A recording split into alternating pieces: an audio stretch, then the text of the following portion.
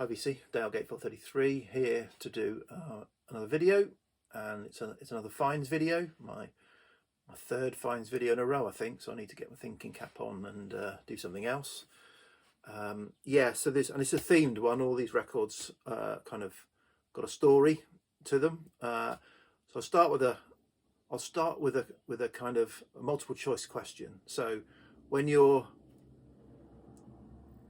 inbox is overflowing and you've got too many records, do you A, slow down and buy fewer records, or B, play your records more frequently to get them out of the inbox?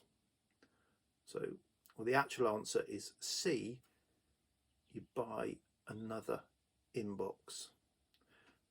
So that takes away the problem, I found. So just a little tip for you there, if you're struggling with that, Pete, you might want to consider that. So anyway, on with this tale. So yeah, so a few weeks ago I was in town with the family. Just we were going in for a wander about.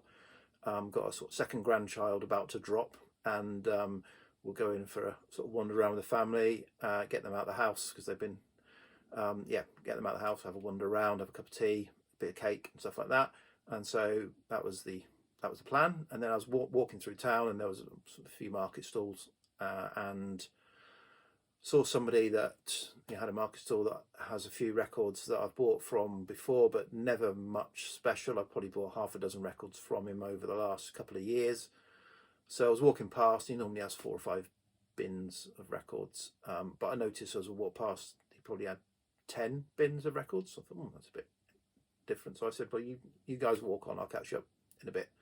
And went over and had a look.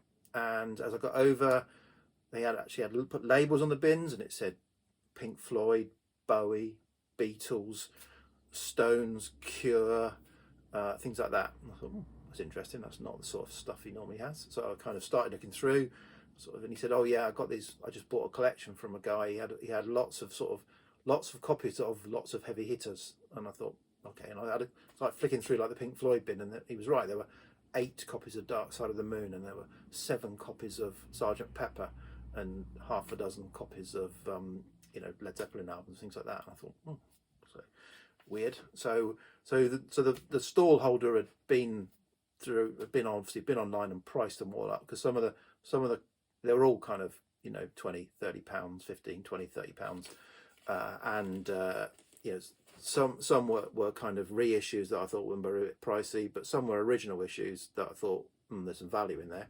So part of my kind of record collecting is to, if I see something with value in that I can sell on to put money in my record buying kitty to get something that I actually really want, I'm all for that. So what I did, I kind of had about half an hour before I kind of would have been upsetting the family. So I managed to buy 7 records off of him. Then I went back when he was back in town 2 weeks later. I was there dead on 9 o'clock when he was setting up, and bought another 9 records. So I bought 16 records in total. Bunged him an awful lot of cash, but he gave me a really good discount off of the prices he had, and I kind of thought I'd found records that had a bit of value in them, or records that I wanted. And I've ended up keeping 8. So I'm going to sell 8, keep 8. In the long term, the 8 I sell should cover the 16 I've bought. But for now, I've spent money. I've spent cash on these records. So what have I kept? So the first one, this was just a kind of a little bit of a, sort of a bit of interest in this. Nothing huge. And this is a comp, I suppose. It's called London Swings Live at the Marquee Club. So it's R&B, 60s R&B, beat type stuff, but on side A it's all Jimmy James and the Vagabonds on side A, so more kind of R&B soul, and side B is all Alan Bound set. So it's 2 kind of sets from the Marquee Club, 1966. It's a mono pie, covers a little bit beat up. The record's a solid VG. It's got a few marks, it's got marks on it, but being a mono, it plays pretty well. So yeah, this was only a £5, so I thought I'd give it a go. It's a bit of interest, a bit of nostalgia, or whatever it might be. Not nostalgia for me, I was born in '66, but you know what I mean. Okay, next one. So I've got no birds in the collection in physical form. I've got a few CDs I borrowed from the library back in the day that I've ripped, but no CDs or vinyl of the Byrds until now. And of all the Byrds albums of sort of their heyday that I'm looking for, this is probably the one I was looking for least. But it was there, it was nice condition, and it was a good price, so I bought it. So this is Sweetheart of the Rodeo, which is, say, not the Byrds album I would have chosen to start with, really. I would have been looking for some of the other ones in the 60s than this. But this is an original 68 German press on the CBS label. It's in nice condition. It's got a few marks on it and, you know, a few little pops and clicks on it. But overall, really enjoyable listen. I've listened to this and actually quite enjoyed it. So it's a little bit too country for me, but I enjoyed it. And again, this was only a £5, so for a 68 original press for a £5, I wasn't leaving that behind.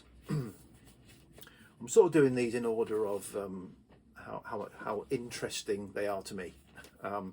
So next up is this Led Zeppelin 3. This is a second press. It's got the working wheel. It's got the kind of working wheel on it. It's on the orange and plum, red and plum label.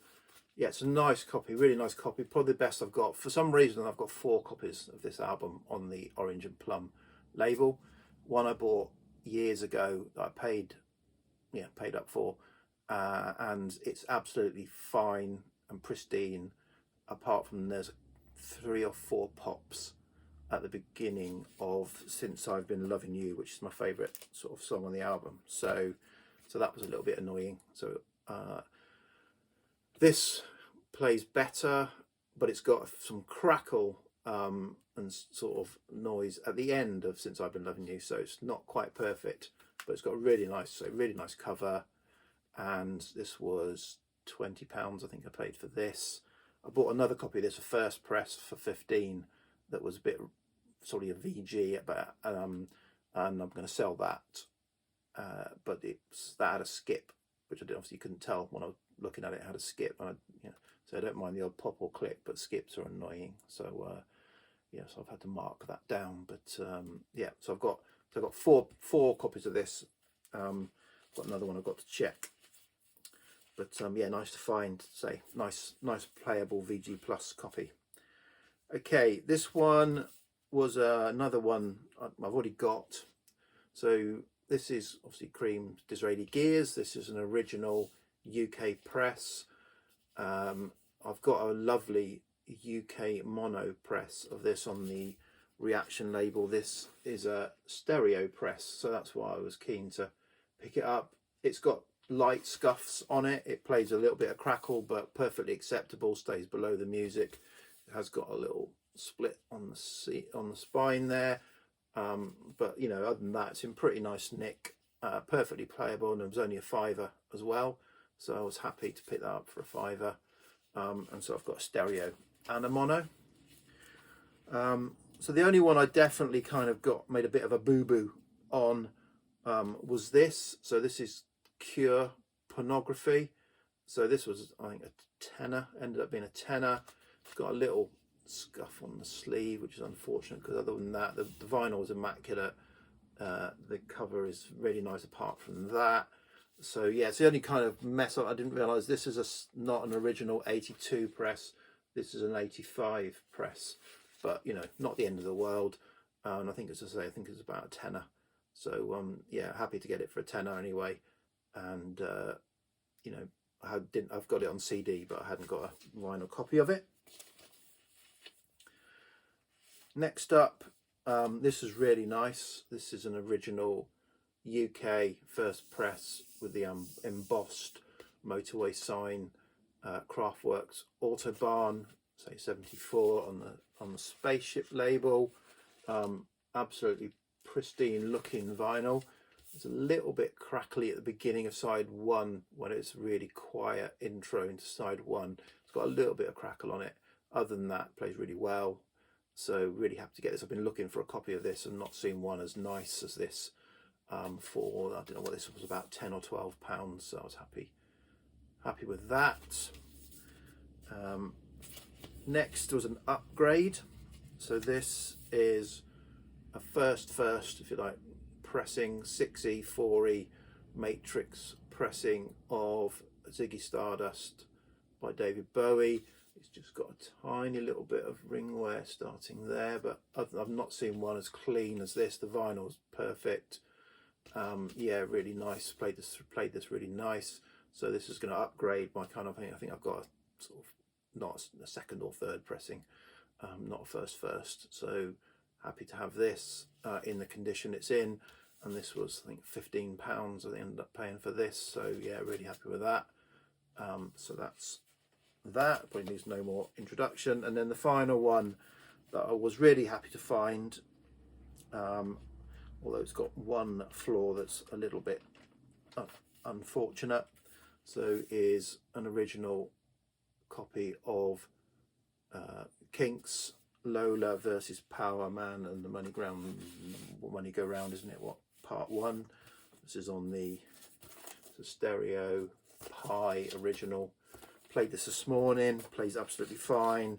It's got light crackle, as you'd probably expect from a 50-year-old record, but there's no marks on it and no pops or clicks or anything. So yeah, so there's a little bit of grubbiness to the cover that I haven't tried to clean yet, but I probably can work on it if I want to.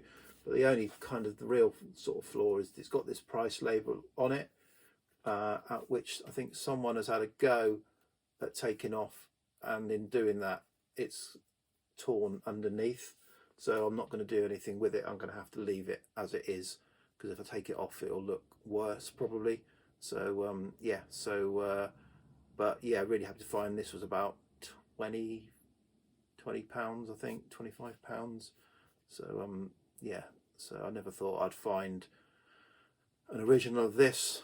I bought the reissue from a few years ago, so I had an earlier 80s reissue before that. I bought the kind of whatever it was, the reissue from, was it 2 years ago? And I've got the box as well, the anniversary, 50th anniversary box of this. And yeah, so I never thought I'd need or have an original. I wasn't going to pay the price that they would go for, but for 20 odd quid, I wasn't leaving it behind. So definitely happy to put that back in the collection.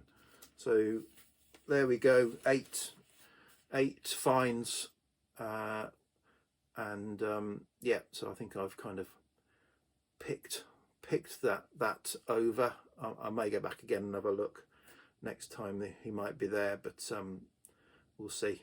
But yeah, really happy to kind of come across some of those originals. So that's the latest finds video. I will try and work through the inboxes a bit quicker and come back with something else. Cheers, bye.